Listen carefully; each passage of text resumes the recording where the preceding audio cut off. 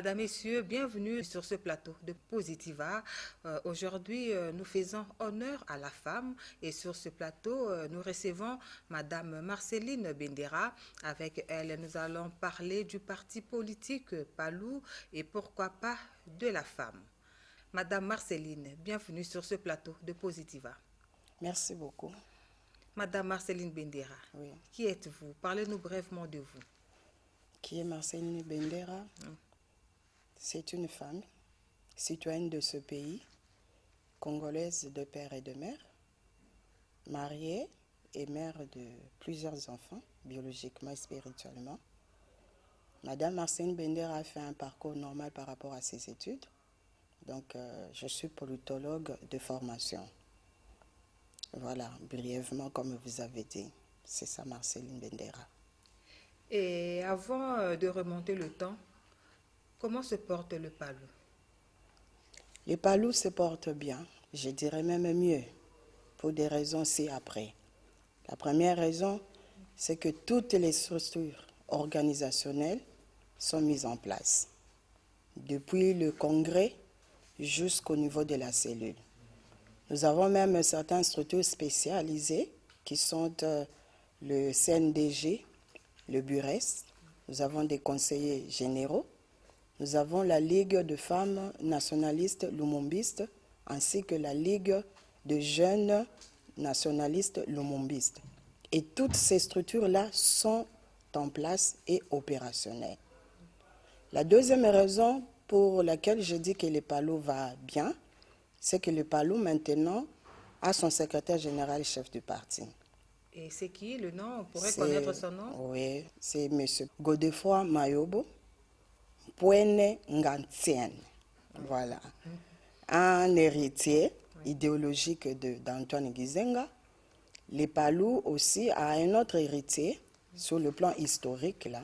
C'est-à-dire si vous avez besoin de connaître toute l'histoire du parti, avec tous les détails possibles, les dates, les noms même des personnes qui ont eu à marquer cette histoire, il y a M. Dovel Mpango qui est là aussi. Donc voilà, le Palou va bien parce que les réunions se tiennent. Nous avons chaque vendredi les réunions de province Palou et chaque dimanche, il y a des réunions au niveau des cellules. Voilà. Et en tant que parti de masse, le Palou est là, avec son peuple, vivant dans son peuple et faisant tout avec son peuple. Voilà, en conclusion, tout va bien. Merci. Et c'est le Palou de M. Godefroid Mayobo qui occupe le siège national, l'ancien siège laissé par le feu Antoine Gizenga. Oui, C'est mais vous je qui veux êtes bien. là? Oui, Quand oui. vous dites que c'est le Palou de Godefroid Mayobo, non, ce Mais n'est vous pas êtes ça. disloqué, madame. Non, il n'y a pas de dislocation. Il y a Comment un ça? seul Palou. Ah bon? Oui, avec un seul numéro d'enregistrement au niveau du ministère de l'Intérieur. De l'intérieur. Oui, numéro 91/252 Donc de les mars autres, en autre 1991. appellation, ils ne sont pas du Palou? Si vous permettez que je pose cette question, question de curiosité. La loi sur les partis politiques. Il y a un article, je n'ai pas retenu ça, mais je sais qu'il y a un article qui stipule que on ne peut pas avoir deux partis politiques avec la même dénomination. Voilà. Et comme nous avons gardé notre numéro au niveau du ministère de l'Intérieur, c'est qu'il y a un seul Palou. Et ce n'est pas le Palou de Mayobo, c'est le Palou des militantes et des militants qu'Antoine Gizenga a laissé, que Patrice Lumumba a laissé, voilà, dirigé par Godefroid Mayobo. Merci. Alors, remontons l'histoire. Qu'est-ce que le Palou aujourd'hui garde encore comme valeur ou des acquis de la lutte menée par Patrice Emery Lumumba? Le Palou a gardé toutes les valeurs. Le Palou n'a pas retranché, le Palou n'a pas ajouté. Par exemple, jusqu'aujourd'hui, le Palou a le même drapeau depuis 1960. Le Palou a gardé le catéchisme des militants tel que cela a été écrit lors du premier congrès. Le Palou a la même vérité, c'est-à-dire la vérité des urnes. Parce que chez nous, au Palou, nous croyons, comme le père fondateur, que le pouvoir émane seulement du peuple. D'où un de nos slogans qui dit « le peuple vaincra, pouvoir au peuple. Et ça, c'est un héritage de père fondateur. Le PALU, jusque-là, n'a rien du tout changé. Il a gardé la même vision de père fondateur. On peut avoir les noms de quelques, même deux, des pères fondateurs pour nos téléspectateurs. Il y a Patrice Emery Lumumba, Oui. il y a Johnson Sendwe, il y a Antoine Gizenga, voilà, et puis il y a Bisikiro. Ah, ils étaient à Et ce 4. sont les 4 là même qui ont uni leur parti pour créer le PALU. Ah, ok. Voilà. Effectivement. Donc, je parlais de la vision Oui. laissée par le père fondateur, c'est celle de bâtir un Congo grand, un Congo fort, un Congo prospère et panafricaniste. Et nous avons encore au PALU le même projet de société qui a été élu, adopté lors du premier congrès. Et Nous c'est avons lesquels? les projets de société. Oui, oui. Pour la République du Congo jusqu'à l'intérieur. Oui, effectivement, effectivement. Merci. Effectivement, on n'a pas changé, rien n'a été changé. Et quand nous étions en train de parler même des valeurs léguées par le père fondateur, aujourd'hui le PALU a toujours les mêmes valeurs. Par exemple, les cotisations continues. Comme vous le savez, comme en tant que parti de masse, le PALU vit des cotisations de ses membres. Peu importe le niveau économique dans lequel nous évoluons maintenant, mais les militantes et militants du parti continuent à cotiser pour faire fonctionner leur parti. Et ça, c'est ce que le père fondateur nous a laissé. Il y a la solidarité mutuelle qui est toujours là. Voilà. Donc, nous n'avons rien enlevé, nous n'avons rien ajouté. On a gardé l'authenticité des acquis du père fondateur. Est-ce qu'on pourrait savoir quel poste occupez-vous au PALU? On Pour va le parler de moment. ça en profondeur, mais nous sommes en train d'évoluer. Vous êtes au cadre du parti. On pourrait savoir pour le moment quel poste aviez-vous? Je suis cadre, tout simplement, C'est mon pas cas. au cadre. Pas Je au suis cadre, cadre du oui. parti. Parce Oui. qu'il y a tout un échelonnement là-dessus. Oui. Et pour le moment, je suis secrétaire au Burest. Burest, c'est une structure qui est basée sur les études, des stratégies à mener pour pouvoir, un de ces 4 matins, gagner les élections. Donc vous Et êtes gagner parmi le les pouvoir. têtes du PALU. Si vous vous occupez des stratégies, comment le PALU va évoluer sur le plan électoral, donc vous êtes parmi les femmes fortes. C'est vous qui le dites, mais Mais au je moins le nous sens. sommes là. Je le sens. Merci pour le compliment. Merci. Mais j'allais corriger là, ce n'est pas seulement pour les élections, mais seulement pour la bonne marche du parti. Et comme tout un parti politique qui se respecte, c'est pour pouvoir conquérir le pouvoir. Voilà, le bureau est là pour pouvoir réfléchir sur les différentes stratégies à mener afin que nous puissions atteindre le but. Ok, alors on sent que les intérêts politiques ont relégué les valeurs en second plan. Ce n'était pas ça le sens de la lutte de Patrice Emery Lumumba, parce que là vous avez une autre vision. Là vous êtes à l'Union sacrée, si je ne me trompe pas. Non, vous Est-ce ne que vous vous avez trompez une pas. même vision? Comment vous avez adhéré à l'Union sacrée de Félix? Je dis de Félix Antoine Tshisekedi parce que c'est lui qui est au pouvoir. Est-ce que vous partagez une même vision avec le pouvoir en place? Bah, si vous allez permettre à ce que je puisse vous dire par rapport à notre participation, bien notre entrée dans l'Union sacrée, j'aimerais vous dire que par rapport à cette question-là, il y a lieu de me permettre à ce que je ne puisse pas répondre parce qu'il y a un porte-parole du parti Oui. qui est censé ou qui a l'habilité de pouvoir répondre à cette question-là. Merci Madame Marceline Bendera. Je crois nous avions quand même compris comment fonctionne le PALU avec vous.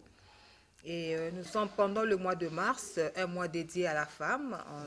On ne peut s'empêcher d'en parler, surtout que c'est la première fois que je reçoive une femme, disons, politique sur ce plateau. Rappelez-nous d'abord qui est Madame Marceline Bendera encore, avant qu'on embrasse autre point. D'accord. Peut-être il y a des gens qui nous ont suivis en cours, qui viennent à peine d'allumer leur poste téléviseur. On trouve une dame qui est avec moi. Rappelez aux téléspectateurs. Congolaise de père et de mère de la province du Maniema, donc 100% nationaliste, là. Madame Marceline Bendera, elle est cette femme-là qui croit avoir la vocation de servir sa nation. Madame Marceline Bendera est cette femme-là qui croit que la République démocratique du Congo a une mission prophétique. Voilà. Par rapport à l'humanité tout entière. C'est la raison pour laquelle je suis en train de faire la politique. Vous faites la politique, en même temps vous êtes servante de Dieu. Comment est-ce que vous combinez ce travail? Parce qu'on sait qu'en politique, dit-on, tous les coups sont permis. Oui. Vous êtes dans la politique, en même temps vous servez Dieu. Comment est-ce que vous vous y prenez? J'essaie de mettre les choses à leur place. J'essaie d'avoir un calendrier bien conçu. Et je garde mes valeurs ainsi que mes principes. Voilà.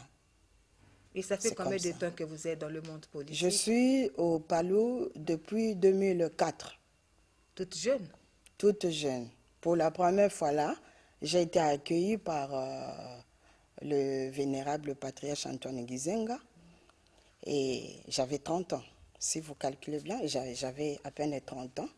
Alors, j'ai été invitée chez lui. Il m'a accueilli.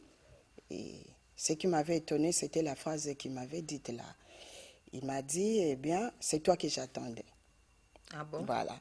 C'est toi que j'attendais. Tu as une grande étoile et je vais marcher avec toi. Et aussitôt, il va me donner le poste de secrétaire national à charge de la jeunesse du parti. Voilà. Donc, c'est là que j'ai commencé et j'ai évolué jusqu'à ce jour. Je suis au parti. Et c'était pour vous une passion de faire la politique? Oui, une passion. Je venais de dire tout à l'heure une vocation. Une vocation. Une vocation. J'étais à l'université, je fais les sciences politiques et administratives. Alors avec tous les cours là que j'ai reçus, j'ai compris que j'avais quelque chose à donner pour que mon pays puisse aller de l'avant. Et comme vous le savez, pour pouvoir participer à la gestion aujourd'hui, c'est ça le mode, pour pouvoir participer à la gestion de la chose publique, il faut adhérer à un parti politique. C'est un peu ça, la machine. Voilà. Alors, je suis tombée sur le projet des sociétés du Palou. Je suis tombée sur les différents statuts. Et à l'époque, il y avait les 4 documents de base. C'était des documents principaux là, qui expliquaient la vision du Palou. Et j'ai trouvé que cela valait de la peine que je puisse y adhérer parce que c'est vraiment un très bon projet de société. Voilà. Qu'est-ce que je voulais dire? Vous avez eu à occuper des postes stratégiques au sein du Palou? Oui.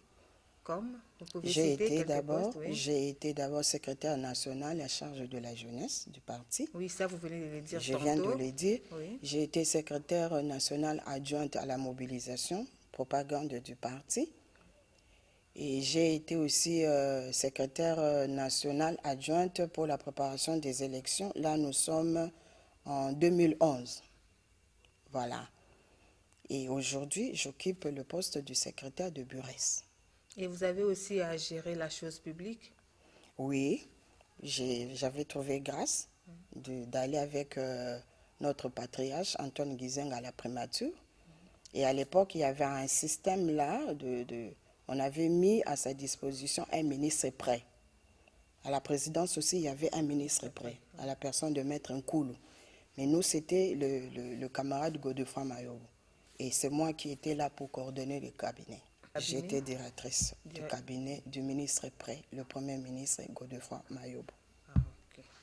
Et ça fait combien de temps que vous œuvrez dans le ministère? Ministère, vous êtes maintenant dans l'église. Nous sommes maintenant dans l'église, nous évoluons avec la femme. J'ai été consacrée, oui. ça va faire 13 ans. J'ai été consacrée le 26 décembre 2010. Donc, le décembre de cette année, je ferai au total 13 ans de ministère. Et vous êtes maman pasteur, vous êtes prophétesse? Encore, en plus. C'est facile pour vous de combler ces postes, la maison, le ménage, l'église, la politique. C'est facile? Oui, c'est facile, c'est facile. Il suffit seulement de mettre chaque chose à sa place et de reconnaître les différentes priorités. Voilà, par rapport au champ d'action. Donc c'est facile. J'arrive à me retrouver, j'arrive à m'organiser. Et vous prêchez aussi, vous êtes devant la chair. Vous prêchez aussi. Oui, Et les hommes aussi. oui.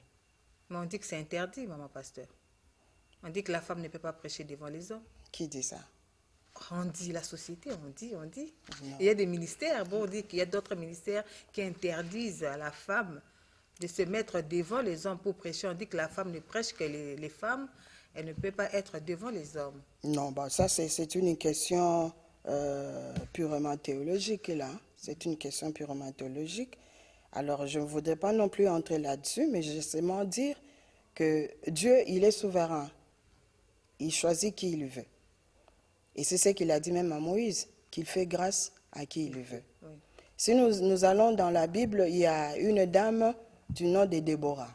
Celle-là, elle a été juge et elle a été prophétesse d'Israël pendant un temps donné. Vous voyez? Et quand vous entrez dans les livres même de l'apôtre Paul dans les Corinthes, qu'est-ce qu'on dit? Chez Dieu, il n'y a ni femme ni homme. Il n'y a pas de sexe, il n'y a pas de nationalité, il n'y a pas de citoyenneté. Bref, c'est ça. Donc, ce sont les hommes qui ont eu qui brandissent ça par rapport à ce que l'apôtre Paul a dit. Mais lorsque Dieu vient et vous appelle en tant que femme, qu'est-ce que vous allez faire? Vous allez lui dire que non, voilà, l'apôtre Paul a dit ceci, je suis une femme, je ne peux pas, ou vous allez obéir au Créateur. On obéit au Créateur. Voilà. C'est ça, je crois, la réponse que j'ai à vous donner. Merci. Et en général, est-ce que c'est facile de gérer la femme? C'est facile de gérer la femme. C'est facile. Pour certaines personnes, c'est un peu difficile, mais pour moi, je dis c'est facile. Pourquoi je dis ça? Parce que je pense que gérer, gouverner, diriger, c'est un don que Dieu donne. N'est-ce pas? Et avec modestie, moi, j'ai le don de gérer. Ça, je l'ai reçu de Dieu. J'ai le don d'organiser. J'ai le don de diriger. Alors, quand je me retrouve devant les femmes et que j'ai une tâche à faire, je le fais facilement. Facilement. Voilà.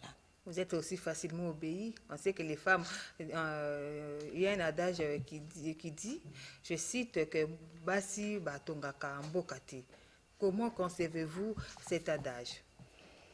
C'est une pensée des humains avec leurs propres expériences. Mais personnellement, je trouve que c'est de n'importe quoi. C'est de n'importe quoi. Parce que les dons n'ont pas de couleur. Les dons n'ont pas de sexe. Les dons sont distribués par le Dieu Tout-Puissant. Voilà. Alors, si Dieu distribue des dons, par exemple, de gérer, comme je venais de dire, à une femme ou à des femmes, croyez-vous que ces femmes-là ne vont pas bâtir le pays? Non. Et si nous venons même nous faisons la lecture de l'histoire de notre pays, depuis 1960 jusqu'à ces jours, ceux-là qui ont occupé de grands postes, ceux-là qui ont été des présidents, c'était des hommes. Mais aujourd'hui, le pays n'est-il pas dans le chaos? Et vous pensez qu'un jour, il y a une présidente de la République? C'est possible, c'est possible. C'est comme aux États-Unis, on ne croyait pas qu'on aurait un président noir. Mais le président a été là, Obama. Et je crois que c'est possible. Mais on dit que les femmes, entre elles, ne se soutiennent pas. C'est ça aussi le problème. Ça change, non? Là, tu m'as invité, tu es femme. Et puis, vous êtes la première. La majorité ne viennent pas. Souvent, je reçois que les hommes sur mon plateau. Ben moi, je lance l'appel pour leur dire de venir parce que Madame Annie est là comme femme pour pouvoir soutenir les femmes. Voilà. Vraiment. Dernièrement, vous avez eu à rassembler les femmes du Palu. Quel a été l'objectif principal de cette rencontre? Et surtout, c'était pendant le mois de la femme. Oui. C'était d'expliquer un des thèmes du mois, à savoir sur scène, égalité de sexe. On a tenu à conscientiser les mamans du parti, comme nous sommes dans une année électorale, et que les thèmes étaient vraiment le bienvenu pour pouvoir leur dire qu'ils avaient tous les droits possibles de postuler aussi. C'était pour leur conscientiser, afin que les mamans sachent que le 8 mars ne se résume pas avec le port de pagne ou distribution de pagne ou faire des rassemblements dans des bars, manger, boire et fêter. Non, c'était plutôt une période où la femme devrait réfléchir par rapport à sa position dans la gestion de ce pays, dans la gestion d'une société, pourquoi pas d'une entreprise de données. Voilà. Madame Marceline, les élections arrivent. Est-ce qu'il y aura une représentativité des femmes du Palou? Oui. Donc les candidates, que ce soit aux élections législatives... En tout cas, c'est le mot d'ordre du secrétaire général chef du parti. Il a donné ça à tous les niveaux, surtout au niveau de responsables et de nos provinces, qu'on appelle les PROSEC, de faire en sorte que les femmes soient vraiment valablement représentées. Et il y aura à peu près combien de femmes? Jusque-là, nous sommes en train de faire recenser. Voilà, de récolter les candidatures ou les intentions des candidatures, ça et là, à travers toute la République. Et il y a des conditions, peut-être des conditions d'âge. Vous avez pris les jeunes ou que ce soit ceux qui ont déjà 50 ans? On se réfère aux lois de la CENI. On se réfère aux lois de la CENI. Et surtout que vous êtes expert de ce côté-là, vous avez dit à gérer, vous aviez dit aujourd'hui. Le gouvernement Sama Lukonde 2, c'est l'actualité, on ne peut pas s'en passer. Merci. Le gouvernement Sama Lukonde 2, il y a eu 16 femmes qui ont représenté les mamans de la RDC. Quelle est votre impression? Parce qu'on n'a pas même atteint le quota. Le quota, c'était 50-50. Mais il n'y a que 16 femmes. Je ne sais pas si on pourrait calculer comment le pourcentage. Donc, c'est très bas. Quelle est votre impression? Mon impression, je dis, c'est quand même un geste louable. C'est quand même un geste louable par rapport au gouvernement Samba 1. Oui. Voilà, c'est quand même louable. Alors, on dit bravo au président de la République ainsi qu'à son Premier ministre.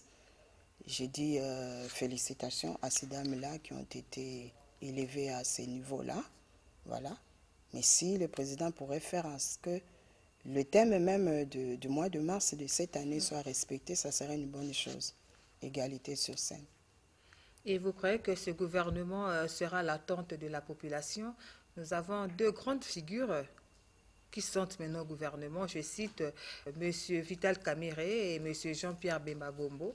Est-ce que vous croyez que ce gouvernement arrivera à l'attente de la population congolaise, aux besoins? Je ne sais pas. S'ils veulent bien, si eux veulent, parce que ce sont eux qui auront le portefeuille. Ce sera eux, ou bien ce sont eux qui sont des autorités compétentes. S'ils veulent bien, c'est comme nous disons dans une loi administrative, lorsque l'on place l'intérêt général au-dessus de ses intérêts, eh bien le peuple trouvera son compte. Donc il est question à ce qu'eux placent l'intérêt général au-dessus. Donc, je n'aurai pas à dire oui ou non, la balle est dans leur camp. Et comme de coutume, maintenant, on a l'habitude de donner une période d'évaluation de 100 jours. Attendons les 100 jours et nous pouvons voir s'ils sont capables ou ne sont pas capables. Mais comme vous avez dit, ce sont des grandes figures de marque dans l'histoire politique de ces pays. RDC, oui. Voilà, et j'ose croire qu'ils feront de leur mieux pour pouvoir aider ces pays et aider le peuple congolais. Madame Marceline Bendera, nous sommes arrivés à la fin de notre émission. Un mot positif à toutes les femmes qui nous suivent en ce moment. Je dis à la femme, à travers le monde entier en général, et la femme de mon pays en particulier, que je veux appeler plutôt maman, je te célèbre. Voilà. Je veux dire, maman, lève-toi et reste debout. Je veux te dire, maman, tu es un être capable, tu as de potentialités, tu as des talents. Découvre-le, fructifie-le et marque ton histoire. Voilà. Un autre mot, je veux dire, maman, que le Dieu qui a créé le ciel et la terre et qui a créé la République démocratique du Congo te bénisse. Voilà. Merci, chers fidèles téléspectateurs de Positiva. Je rappelle que nous avons reçu pour vous sur ce plateau Madame Marceline Bendera, femme politique, servante aussi de Dieu. Avec elle, nous avons eu à parler du parti politique Palou et pourquoi pas de la femme. Et je profite de l'occasion pour souhaiter un bon mois de mars, parce que la journée était déjà passée, pour ne pas dire bonne fête, un bon mois de mars à Madame le directeur général de la RTNC, Madame Sylvie Elengue. Je souhaite encore un bon mois de mars à ma sœur Bijou Bendera. Madame, Messieurs, c'est la fin de cette émission. On se retrouve le mardi prochain pour un nouveau numéro. Au revoir.